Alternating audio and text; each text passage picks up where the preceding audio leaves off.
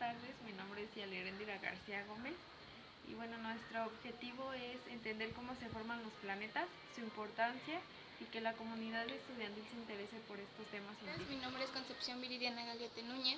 Nuestra hipótesis es que nosotros pensamos que los planetas se forman a partir de un disco protoplanetario y que este debe de tener ciertas características para que los planetas se condensen. Durante el proceso de formación estelar, se forman discos de gas y polvo en torno a las estrellas jóvenes, las cuales dan origen a sistemas planetarios. Hoy en día se piensa que el sistema solar se formó del colapso gravitatorio de una nube de gas, nebular y polvo.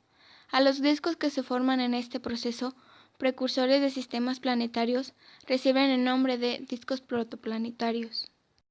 La teoría nebular a menudo se le atribuye a Kant y Laplace. Esta teoría habla de que el sistema solar se formó a partir de una nube de gas y polvo. A todo esto, existen numerosas pruebas de la existencia de discos protoplanetarios que apoyan esta teoría. Las nubes moleculares son las progenitoras de las estrellas y, por consiguiente, de los sistemas planetarios. Estas nubes están formadas fundamentalmente por moléculas de hidrógeno, aunque también se observan CO2 y amoníaco. Algunas de ellas se ven en cielo como regiones oscuras. Esto se debe a que el polvo que contienen oscurece la luz de las estrellas de la galaxia que se encuentra detrás de ellas. La formación estelar ocurre en los brazos espirales de la galaxia. Las nubes moleculares se fragmentan en subestructuras que a su vez colapsan para dar lugar a las estrellas. El resultado de la fragmentación de la nube y del colapso de sus componentes es un cúmulo estelar. El proceso de formación estelar involucra pasar por múltiples escalas tanto de tamaño como de masa. La masa típica de una nube molecular es alrededor de 106 masas solares y su extensión de 100 parsecs, siendo su velocidad de rotación muy baja. Por su parte, los fragmentos que dan lugar a las estrellas tienen un tamaño aproximadamente de 0.01 parsecs y masas típicamente estelares de aproximadamente una masa solar. La fragmentación de la nube tiene su origen en las mareas provocadas por la galaxia, los campos magnéticos y la turbulencia, los cuales juegan un rol fundamental para que se formen grumos de alta densidad que luego colapsan para dar origen a las estrellas. Durante el colapso de una nube se pueden distinguir dos etapas: la fragmentación y el posterior colapso y acreción de los fragmentos. La fragmentación de la nube daría origen a núcleos de masas superiores a 0.01 a 0.07 masas solares. Por debajo de este límite de fragmentación es poco probable, ya que, en este caso, los fragmentos serían tan densos que se volverían lo suficientemente opacos como para impedir el transporte de energía, llevando a que la temperatura aumente sin límites. El colapso gravitacional de una nube protoestelar se detiene cuando su núcleo se vuelve opaco y es entonces capaz de calentarse lo suficiente como para que la presión contrarreste a la gravedad.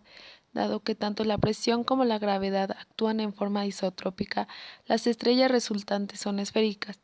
Sin embargo, dado que el momento angular no es nulo, hay un segundo agente que puede llevar a detener el colapso: la fuerza centrífuga. Durante el colapso de la nube, la conservación del momento angular lleva a que la velocidad de rotación aumente en varios órdenes de magnitud.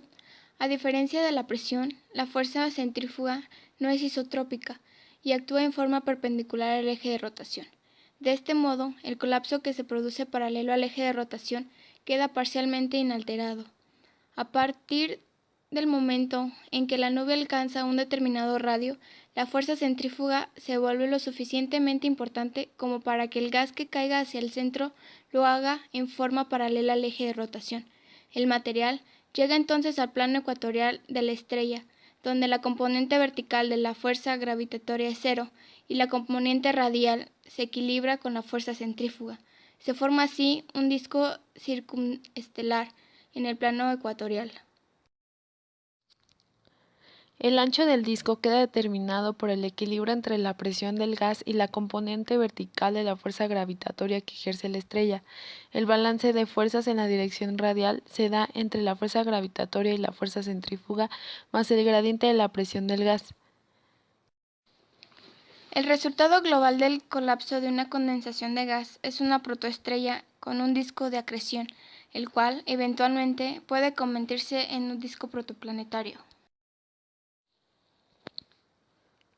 Es importante notar que tanto a nivel observacional como teórico es poco lo que se sabe respecto de los discos protoplanetarios y su origen. En el primer caso, el problema radica en que la sensibilidad y la resolución necesaria para este tipo de estudios debe ser muy grande. En cuanto a los estudios teóricos, existen numerosas dificultades a nivel computacional. El escenario estándar de la formación de un sistema planetario se puede pensar en 4 etapas. Primero, el polvo sedimenta hacia el plano de la nebulosa protoplanetaria formando un disco. Luego, la formación de un sistema planetario comprende las 3 etapas restantes, que están caracterizadas por la aparición en el disco de 1. Los planetesimales, 2. Los protoplanetas y finalmente 3. Los planetas. El disco circunestelar está formado principalmente por gas y polvo. La formación de los planetas requiere entonces del crecimiento de las partículas de polvo en al menos 12 órdenes de magnitud. Se considera polvo a las partículas con tamaños debajo del micrón y hasta aproximadamente el centímetro. El movimiento de estas partículas está acoplado a la del gas y su crecimiento ocurre por colisiones inelásticas. A medida que estas partículas van aumentando su tamaño, se van desacoplando dinámicamente del gas, estando su movimiento bien descrito como una combinación entre la correspondiente a una órbita kepleriana y la fricción aerodinámica producto de estos objetos se desplaza más rápido que el gas que los rodea. Cuando la acreción de planetesimales da lugar a cuerpos de tamaños terrestres, estos vuelven a acoplarse al disco de gas, pero en este caso predomina la interacción gravitatoria. Aparecen los fenómenos de migración. Su subsecuente crecimiento dará lugar a los núcleos de los planetas gaseosos. Cuando un embrión alcanza aproximadamente las 10 masas de la Tierra, es capaz de acretar grandes cantidades de gas circundante, dando origen a las extensas atmósferas de los planetas gigantes. En síntesis, los primeros cuerpos masivos en aparecer en el disco son los planetesimales, que se forman por la coagulación de granos de polvo. Luego, los protoplanetas se forman por acreción de planetesimales. Finalmente, la tercera etapa es en la que se distingue la formación de los planetas terrestres de los planetas gigantes. Mientras que los primeros surgen de la colisión de protoplanetas, los segundos son protoplanetas capaces de acretar grandes cantidades de gas de la nebulosa. En el proceso de formación de un sistema planetario hay dos cuestiones que no están bien entendidas: la formación de los planetesimales y la formación de los planetas gigantes. Uno de los motivos por los cuales los planetesimales deben formarse mientras todavía hay gas en el disco tiene que ver con que los planetas gigantes deben a su vez formarse mientras el gas esté presente. Se concluye entonces que los planetesimales deben formarse durante los primeros millones de años de la evolución de la estrella en la presecuencia principal, cuando los discos tienen todavía abundante cantidad de polvo. Sin embargo, dado que las partículas centimétricas no tienen radiación en forma eficiente, no se puede observar a los planetesimales durante su proceso de formación. Actualmente existen 2 mecanismos propuestos para la formación de los planetesimales. 1. Colisiones sucesivas entre las partículas de polvo que terminen con la aglomeración de las mismas. Y 2. El colapso gravitatorio de pequeñas partículas sólidas en cuerpos más grandes. La otra posibilidad para la formación de los planetesimales es la inestabilidad gravitatoria. Este mecanismo es responsable de la formación de muchos de los objetos del universo, en las más diversas escalas.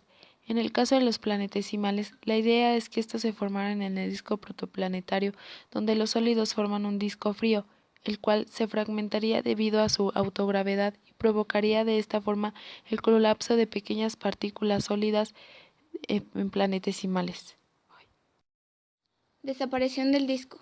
Los vientos, la radiación solar, el crecimiento de materia hacia la estrella acaban por agotar el material del disco, especialmente la componente gaseosa más volátil. Se estima que la vida media de los discos protoplanetarios en estrellas de masa baja es de 10 a la 6 o 10 a la 7 años. En conclusión, la formación de planetas pasa por 3 etapas principales. Primero, la sedimentación de partículas de polvo interestelar. 2, la formación de planetesimales. Y 3, la formación de planetas terrestres y gigantes. De la formación de los planetesimales no se tiene mucha información aún, solo supuestas teorías. Por lo tanto, los planetas se forman dentro de los discos protoplanetarios en estrellas jóvenes.